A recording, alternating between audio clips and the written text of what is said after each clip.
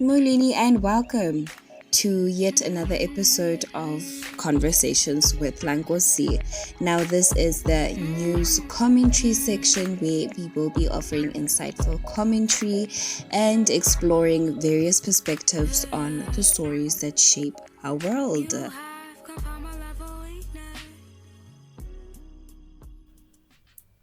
Imani kancane. Wait a minute. Do y'all remember when the media had reported on a disagreement between Pravin and Mr Zwane? This was during the rule of the former President Jacob Zuma. Right. Well, that chat just got more interesting. See that headlines have resurfaced now and that the banks have exposed or are being exposed. And so are these Zindabas that were once Zindabas back then. And we are going to get into it because why did the Minister of Finance oppose a view that would have led to quicker action being taken at that time? Huh? Pravin Gordhan and Tate Zwane are two prominent figures in South Africa's political landscape. Pravin is a politician and former Minister of Finance who has been a vocal advocate for transparency and accountability in financial institutions, which is weird, seeing how things unfolded years after. On the other hand, Mosebenzi Zwane, a former Minister of Mineral Resources, expressed his support at that time for a banking inquiry alleging that financial institutions had been involved in illicit practices. Now, it was during their time when tensions arose, and it was reported that Gordhan contradicted Zwane's calls for such an inquiry. Today, we're going to analyze their arguments and delve into the reasons behind their opposing viewpoints.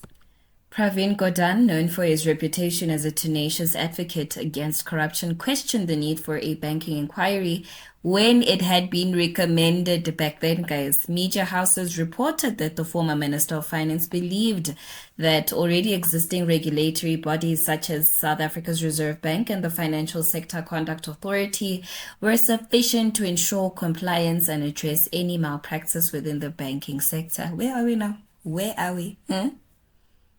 He argued that launching a separate inquiry would divert resources away from other pressing matters and create unnecessary duplication. In an extract from an article published by Reuters, sorry for the mispronunciation, let me read. South African Finance Minister Pravin Gordhan, who is facing an investigation by police that the opposition has called a witch hunt. Please highlight the fact that it was reported that the South African minister, Pravin Gordhan, who is a member of the ANC-NEC, a senior member of the ANC, mind you, right? Yes, is facing an investigation by police that the opposition has called a witch hunt. Imalap said on Thursday that whether he remained in office was up to President Jacob Zuma. Nalap highlights. Nah? Police are investigating Gordhan over the activities of a surveillance unit set up years ago when he headed the tax service, an investigation that has rocked markets and raised concerns over a possible sovereign credit downgrade this year. Gordhan, who last month declined to obey a police summons linked to the inquiry into whether he used a unit of the tax service to spy on politicians, including the former president, said that he had complied with the probe by the elite police unit, the Hawks. Investors have become wary since last December when Zuma changed finance ministers twice in 1 week. Highlight that as well, please, because this is literally in the article. This is not the only article that has it, that paints the president as the reason for the rand plummeting, my friends. Gordhan said cabinet appointments were made by Zuma. You see, he was also giving into the notion that the media was pushing, that the president was the reason behind. And him coming out to say, okay, let me continue reading. At Thursday's event, Gordhan also said that a judicial inquiry into the banking sector was unnecessary, adding that anyone who felt aggrieved could approach the courts. Mineral Resources Minister Mosebenzi Zwane at that time urged Zuma to launch the probe. Now, this was a week before Pravin came back to say what he said, right? To find out why the top four major banks had cut ties with Oak Bay Investments, which was a company owned by the wealthy Gupta family. I think I understand why he was dragged for that, because at the time, there was this thing of cutting ties with the Gupta. But then again, this is being raised, and you have a minister of finance that is saying this is not important, it's not crucial, there's no need for a probe to be, there's no need for any investigation into these banks. And in his own words, I'm continuing, I'm quoting him, these are his own words. My view is that where we sit as the finance ministry, a judicial commission doesn't prove anything. The same man that is said to be against corruption. If there are serious complaints, there is the court system, and if that doesn't work, there are institutional mechanisms to resolve them. That's him again. Now, remember I told you to highlight the fact that it was the opposition at the time that claimed that there was a witch hunt to get him? And I'm going to come back. And yeah, because that on its own, wait, is a red flag, my love. That's a red flag. The second red flag is the arrogance displayed, hey? The arrogance displayed by the minister, not forgetting his words by saying that according to him, his views that way they sit as the finance ministry, and he was the minister at the time, a judicial commission doesn't prove anything. Now, this was when it had already come out. At that time, though, it was 17 banks had manipulated the rand, and this was the energy, this was his approach, this was his response. On the contrary, Mosebenzi Zwane asserted that a banking inquiry is crucial in bringing to light the purported collusion and unethical practices within financial institutions. Ndate Zwane argued that allegations of discrimination against certain demographics and the denial of access to banking services for small businesses and previously disadvantaged individuals warrant a thorough investigation. An interesting article that helps us better understand why Ndate Zwane was vocal about the view and his stance. This was also an extract. Let me read. Mineral Resources Minister Mosebenzi Zwane on Friday said the decision by the Competition Commission to refer 17 banks to the Competition Tribunal for Foreign Exchange rand rigging vindicates the call made last year for an investigation into the banks. We trust that this matter will be speedily resolved as it also directly affects the mining sector. Most significantly, it has a direct impact on our objective of radically transforming the mining sector and increasing ownership by Black people, said Zwane in a statement. The minister is part of an inter-ministerial committee tasked by President Jacob Zuma, to investigate why South Africa's top four banks, had blacklisted the Guptas and their company Oak Bay Investments. I wanted you to highlight the fact that there was an interministerial committee that was tasked to investigate. It's funny how the media makes it seem as if they were there to investigate why these banks had blacklisted the Guptas, whereas the main cause for this investigation, guys, was to look into this rand manipulation saga. Anywho, continuing as we continue to read from this extract. Another section of the article says, evidence presented to the IMC, which is the Interministerial Committee, suggested that all of South Africa's economic power vests in the hands of very specific institutions. Institutions who have shown that their ability to act unilaterally is within their mandate and is protected, said Zwane in September. These institutions are owned by private shareholders and report to National Treasury, who in turn do not need to act on information provided to it. Now, I'm saying you must highlight this because remember when previously I did mention that the minister said, there are institutions in place. But you come back and then the minister at that time of the mineral resources, comes back to say, these institutions are owned by private shareholders who report to the National Treasury, who in turn do not need to act on act on information provided to it. Moving on. However, Zuma later came to Zwane's defense in Parliament. Like I said, these are extracts from the article. It is very long, but I obviously took parts that contributed to the making of this video. He said that the fact that South Africa's 4 big banks acted simultaneously could suggest that there had been collusion. To any ordinary person, that is not an ordinary act. It suggests there is something that the banks can't act together in the same way. It gives a feeling that something is going on here. Now, if you are a government, you have to intervene in many things if the image of the country is put into problems, he said. While the matters of collusion regarding the Guptas and foreign exchange trading are different, the matter is seen as playing into Zuma's 2017 State of the Nation address, where he referred to new draft legislation that will target the highly concentrated areas of the economy. Highlight that as well.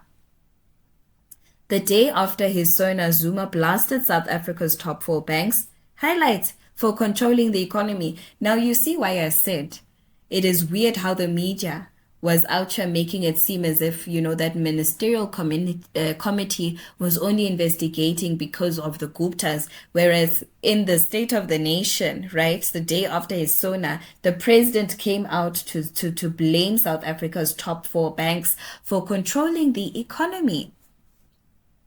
You had political analyst Daniel Silker, who told Bloomberg that the bank's credibility is now questioned on the issue of currency manipulation, when indeed their credibility is also being questioned in terms of their stranglehold over the South African economy, in the words of President Jacob Zuma. This plays into an existing negative narrative about the ethics and role of the big banks in the South African economy, he went on to say. The move to prosecute the 17 banks, which doesn't include FirstRand and Nedbank. This is also in the article, guys, and it's even in brackets, is badly timed for South Africa's top 4 banks who are trying to keep the moral high ground after blacklisting the Guptas due to allegations of state capture. That is the message from Adrian Saville, who is the chief strategist at Citadel Investment Services and Cannon Asset Managers. Kindly note that these are extracts from the initial article. Now, for the full article, please do visit the News 24 website and then just look up Mr. Zwane feeling vindicated. Now, to come back to what I was saying about the weirdness, you have banks that are coming here to blacklist, but the very same banks that are blacklisting are also corrupt because they colluded to manipulate the rand. The guys, are you seeing the red flags that keep on popping up? Another one article, before I finish reading these articles, another one points to the DA. Remember how I highlighted when we were reading the one pertaining Pravin, right? This one, it literally points to the DA being apologists for this corruption and enablers yet again. Now, this is an extract from the initial article by Ayanda Sithole. Let me read. Mineral Resources Minister Mosebenzi Zwane has refused to account to Parliament for his controversial statement, claiming that Cabinet had approved a probe on banks' decision to shut down accounts belonging to a Gupta-owned company. DAMP David Mainer asked Zwane during the sitting of the National Assembly whether he'd resigned following the incident. The DA has no jurisdiction to ask me to resign, responded Zwane. It is up to the president to decide if the inquiry should take place. Moving on, to understand the context and motivations behind these diverging views, it is important to consider the broader socio-political landscape of our country. The country has a complicated history when it comes to financial institutions stemming from the apartheid era's exclusionary practices.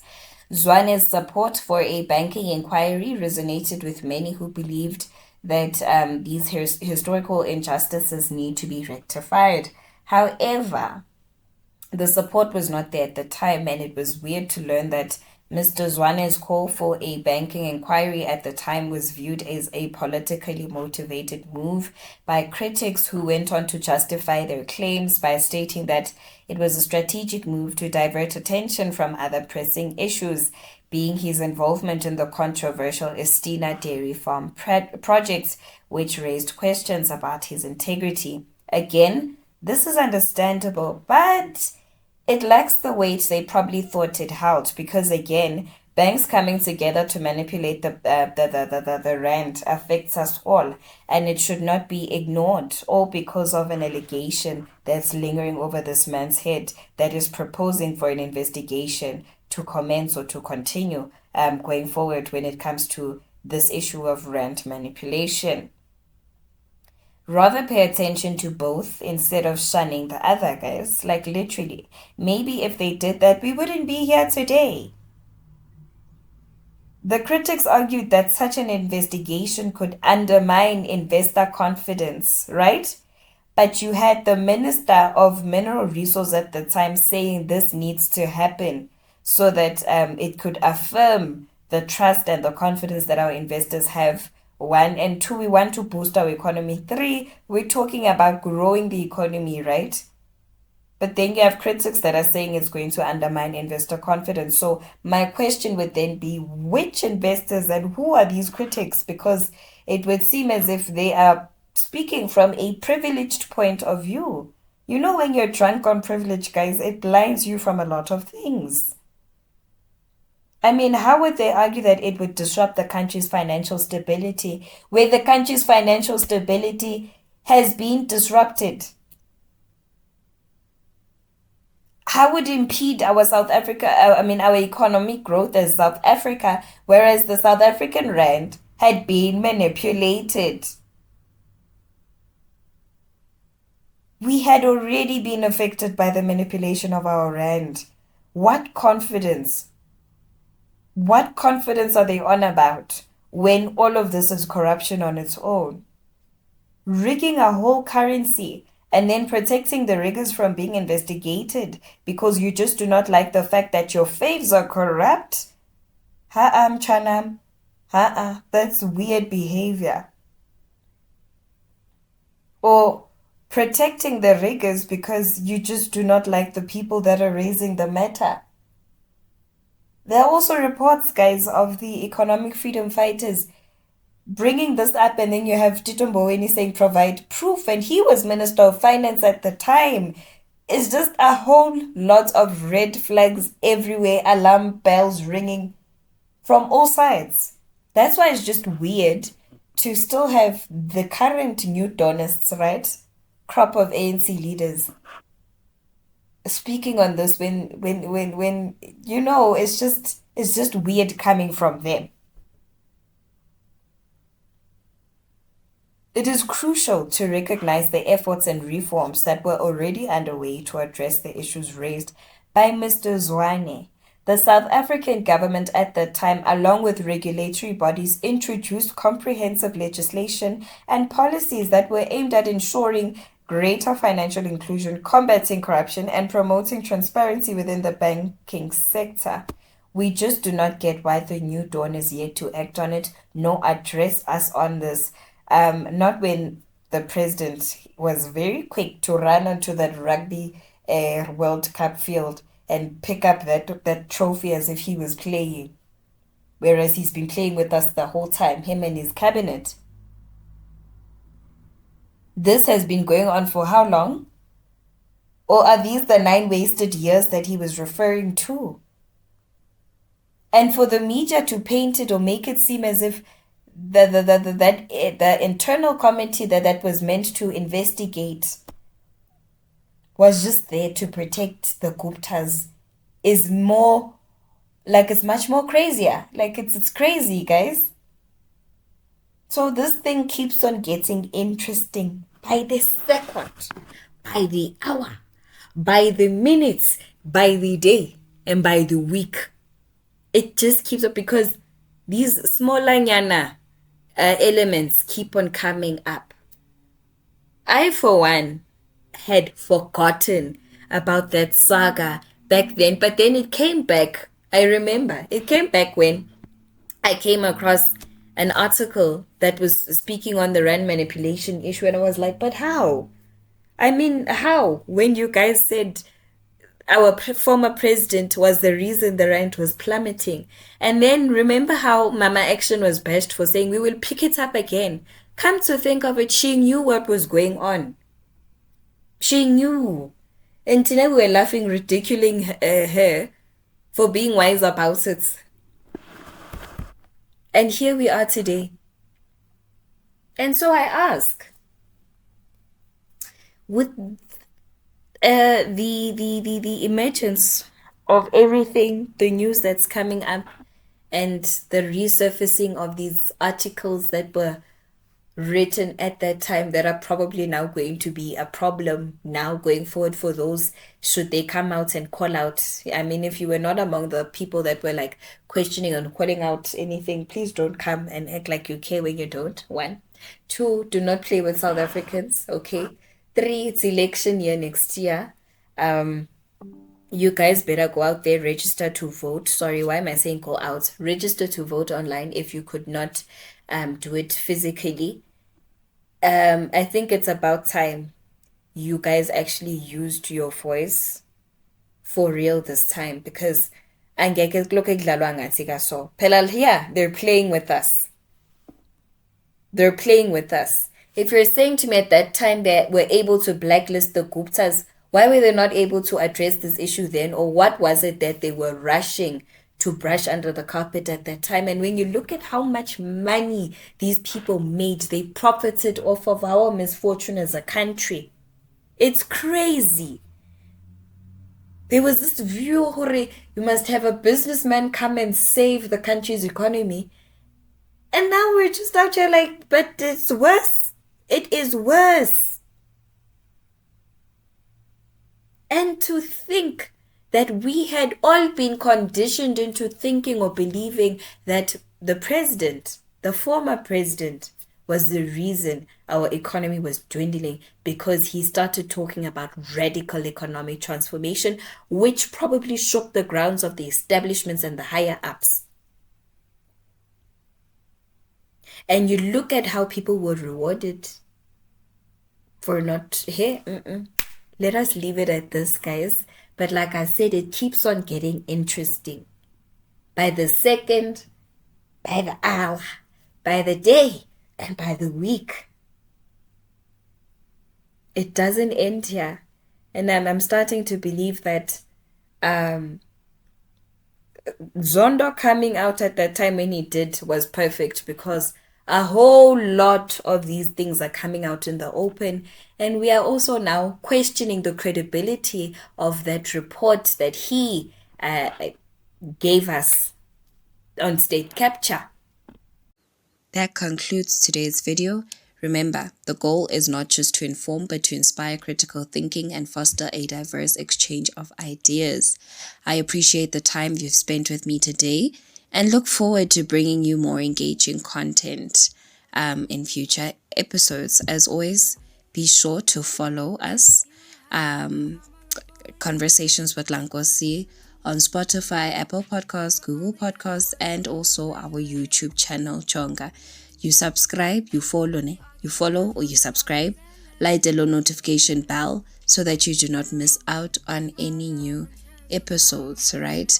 And then please do visit our website, Lankosi Writes, and share your thoughts and feedback. Enkosini for listening to the Conversations with Lankosi podcast. Stay curious, stay informed, and stay empowered.